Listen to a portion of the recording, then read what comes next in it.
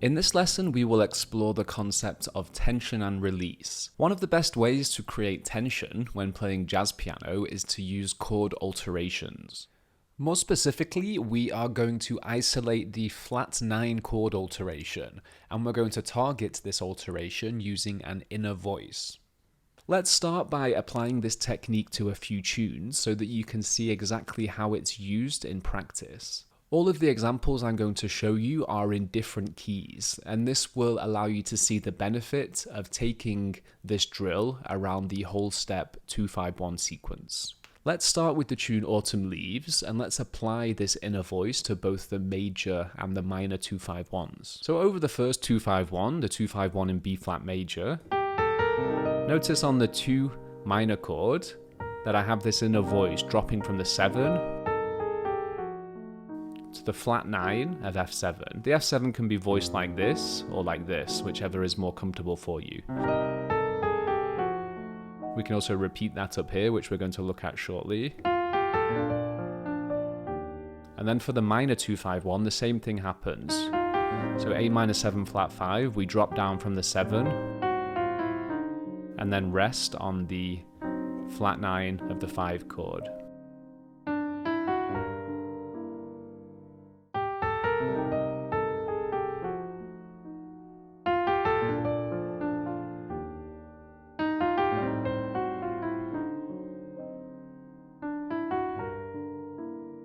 We can also use this device to fill in space over a 2-5. Here is the A section of the tune Moonlight in Vermont, and notice in the second bar that we have a 2-5, we have F minor 7 to B flat 7, but notice that the melody note is static. So let's apply this inner voice to add some interest and movement to this static bar of melody.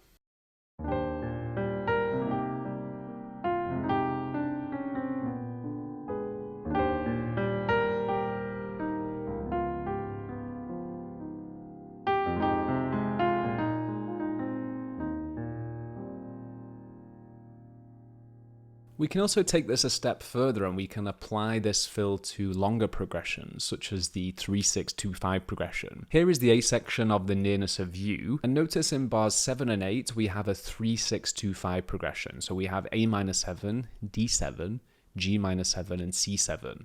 So this is a 3-6-2-5 progression in the key of F major.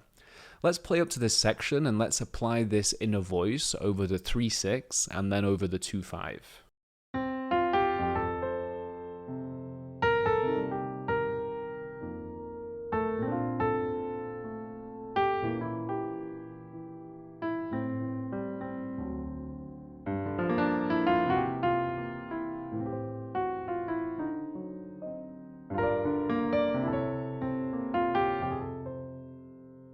So there I applied it over the 3 and the 6 chords, going from bar 6.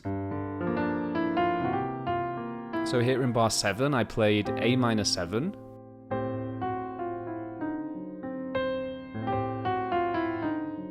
and then dropped that inner voice down to the flat 9 of the D7. Repeat it up here, and then we could also apply the inner voice to the 2-5, which is the G minor 7 to C7 in bar 8. Let's see how this sounds.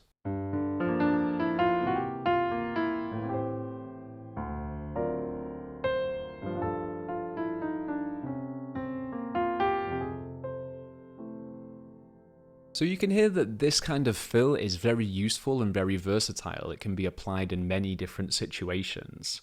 Let's now drill this around all 12 keys using the whole step 2-5-1 pattern. The benefit of this exercise is that it will help you to visualize the flat 9 in all 12 keys, so that you know exactly where the flat 9 is and how you can access it.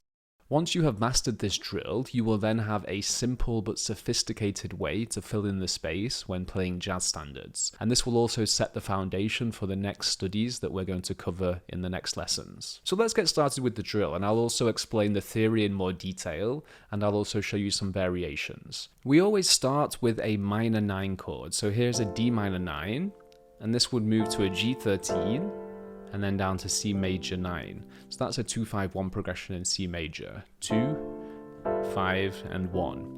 Notice that the only note that changes between the 2 and the 5 chord is that this 7 of the 2 chord drops to become the 3 of the 5 chord, so G7, 9 and 13, and then down to the 1 chord. So now what we're going to do is create an inner voice starting with this 7 dropping to the 3, and this stops on the flat 9. So before I even start the inner voice, I'm visualizing the flat 9 chord. Remember in the last lesson that we did this drill, so we dropped the 2 inner voices in the middle, and that takes us to a G7 with the flat 9 and the 13 on top. So the 2 notes that I'm visualizing is this note and this note.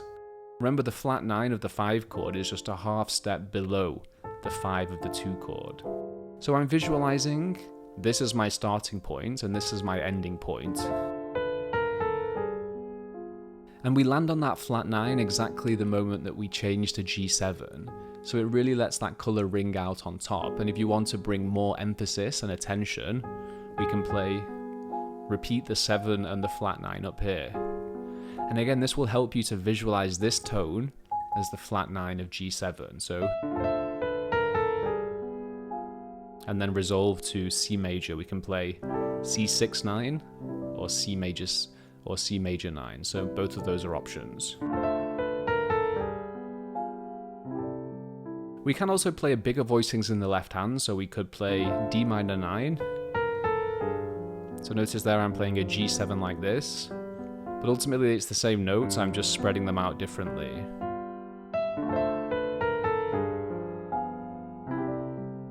So whichever one is most comfortable for you. Once we get to the 1 chord, we then turn this minor, and that starts a 2-5-1, a whole step down. So now a 2-5-1 in B flat major. So now we have the 7 dropping to the flat 9. We can repeat that up here, and then to B flat major 7. That turns minor, and now we have a 2-5-1 in A flat major. So E flat 7 with the flat 9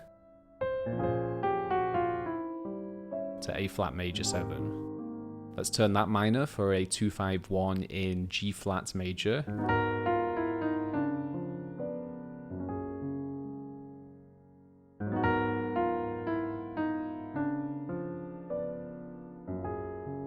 So for my 1 chord, I'm playing root 5 and 9, which creates a nice texture. Turn that minor, now we have F sharp minor 7 to a to a B7 flat 9, then to E major. Turn that minor, so E minor 9 to A7 flat 9 to D major. And if we turn this minor, we're back to where we started. So that's the first 6 keys. Let me play through them for you without talking.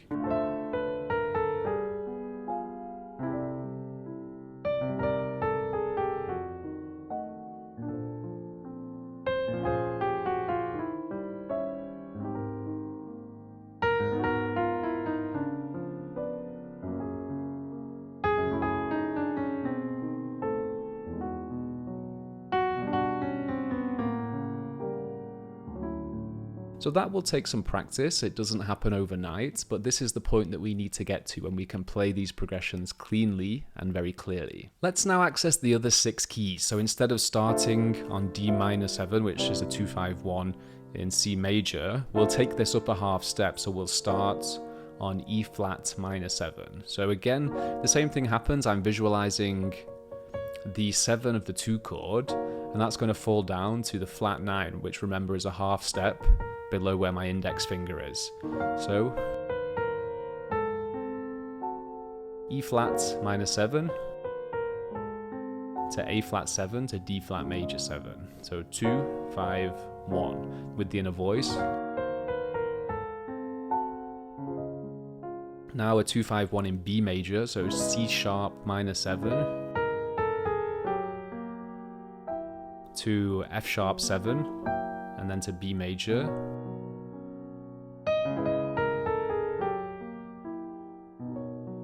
Then B minor 7 to E7, we can play that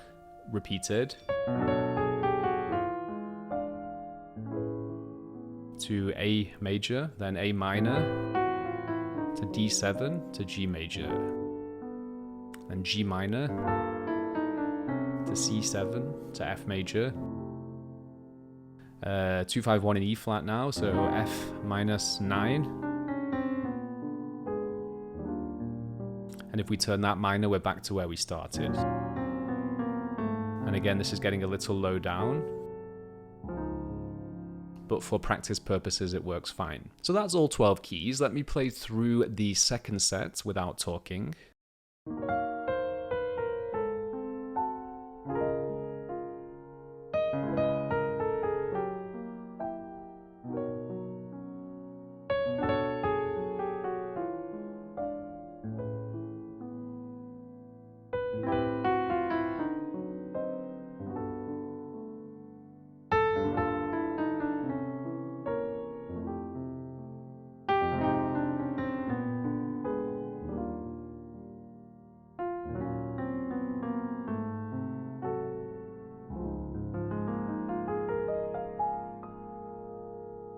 With practice, this movement will become part of your muscle memory so that your fingers do all the work. The first step is to master the hold step 2-5-1 drill.